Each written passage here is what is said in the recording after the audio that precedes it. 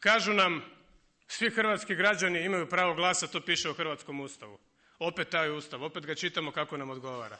Ja vrlo dobro znam šta piše u hrvatskom Ustavu, ali vrlo dobro znam, za razliku od predsjednika HDZ-a, i šta je pravedno, šta građani ove zemlje žele, i zato pozivam sa ovog mjesta hrvatske građane koji žive u Hrvatskoj, koji odlučuju o saborskim zastupnicima koji će donositi zakone prema kojima žive ljudi u Hrvatskoj, da izađu u što većem broju na ove izbore i da onemoguće manipulaciju koja se događa pred našim očima po istoj recepturi kao 99. godine.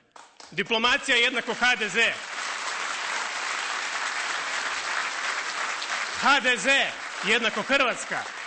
Statut HDZ-a jednako hrvatski Ustav. Vidite, to neće proći, to ćemo promijeniti. Ne želimo. Po 100. puta ponavljam, tu je Hercegovac. Mi smo stranka svih boja, svih regija, svih ljudi. Ne radimo razlike po toj osnovi. Ali za izbore za Hrvatski sabor trebaju glasati ljudi koji žive u Hrvatskoj, koji dijele sudbinu ove zemlje.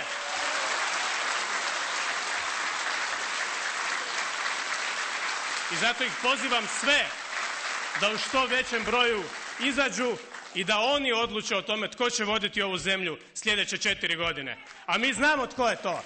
Tko je to? SDP!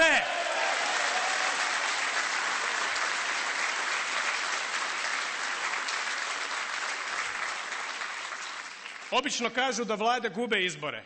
Ja želim da svi vjerujete, jer ja u to vjerujem, da vlade dobijaju izbore, da SDP dobije izbore, da hrvatska oporba u ovom trenutku postaje vlast, postaje odgovorna za ovu zemlju zato što je bolja, zato što je drukčija, zato što je prepoznatljiva. I u tome nećemo biti sebični i nećemo slati poruke podjele kao gospoda iz HDZ-a da je glas za nekoga trećega. Ne, ne. Naši ljudi imaju dovoljno soli u glavi i kada za nekoga glasaju i nekoga drukčijega od nas, vjerojatno imaju razloga za to. Mi ih poštujemo u njihovom izboru. Ja samo kažem, glas za SDP je glas za poštenu, sposobnu vlast, za tim SDP-a. Glas za HDZ je glas za korupciju, za nepoštenje, za manipulaciju, za rasprodaju, za sve ono što mi nismo. I u tom nastojanju, kada dobijemo povjerenje ljudi, jer znamo da Hrvatska u ovom trenutku diše za nas i mi dišemo za Hrvatsku, nećemo biti sebični. Okupit ćemo u tom jednom širokom demokratskom krugu, jedna duga, jedan luk demokracije koji će se nadviti nad Hrvatskom.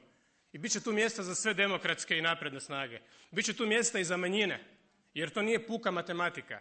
Želimo da hrvatske manjine budu potpuno svjesni, samostalni i sretni članovi hrvatskog društva. Biće jedna široka, jaka koalicija za sretnu Hrvatsku i na tome radimo i na tome ćemo također inzistirati. Ne vlast radi vlasti, nego vlast radi svrhe,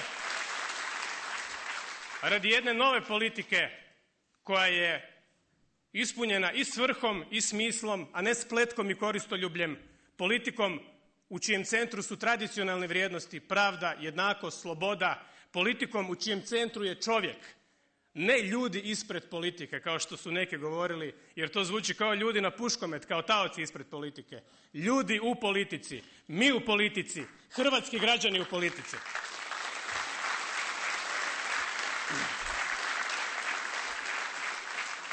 Takvu Hrvatsku želimo, takvu Hrvatsku ćemo imati i stvorit ćemo je mi zajedno. Ponavljam, nema predaje, nema prevare, idemo do pobjede svi zajedno.